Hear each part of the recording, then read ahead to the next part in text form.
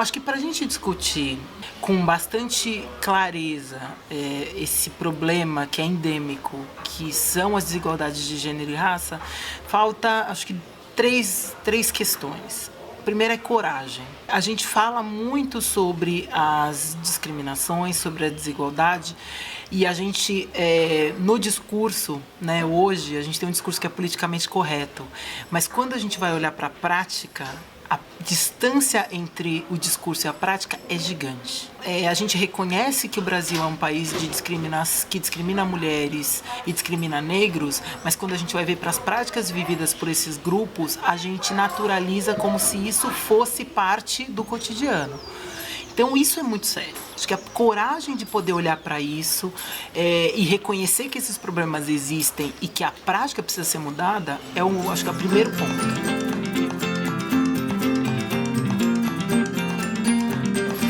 Um segundo ponto, acho que falta empatia. E quando eu trago empatia, eu fiz questão de trazer, porque eu sempre tenho feito uma reflexão de que a empatia não é a nossa capacidade de se colocar no lugar do outro, é a nossa capacidade de entender como é que o nosso lugar impacta o lugar do outro e como esse impacto pode ser positivo. Quando eu faço essa mudança de conceito, eu tiro a responsabilidade do outro ser melhor e passo a eu assumir a responsabilidade de ser o agente da transformação.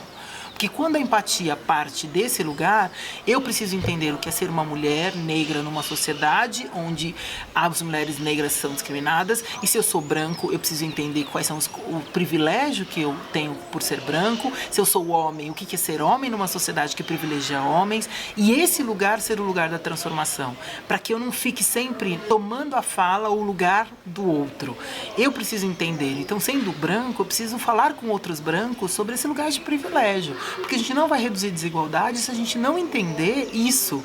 Se a gente for pensar nos últimos 10 anos, brancos e negros evoluíram em escolarização, em saúde. Mas se você olha os gráficos, são duas linhas paralelas. O que acontece? Duas linhas paralelas não se cruzam. E eu acho que o terceiro ponto é a gente entender que, quando a gente fala sobre gênero e raça, sempre cai num lugar que é o lugar da culpa. Ai, mas eu não tenho culpa. Então as pessoas ficam num processo muito defensivo de entender, mas eu não faço isso. Ah, mas a minha organização não é assim, mas o meu hospital não é desse jeito. Não, mas a minha escola. E a gente não está falando de um processo que é individual, a gente está falando de um processo que é cultural. Se eu não consigo reconhecer que isso é um processo endêmico e que as naturalizações elas não passam por um processo que é racional, eu não consigo mudar. Então não é uma questão de culpa, é uma questão de responsabilidade. E é esse lugar que a gente precisa assumir.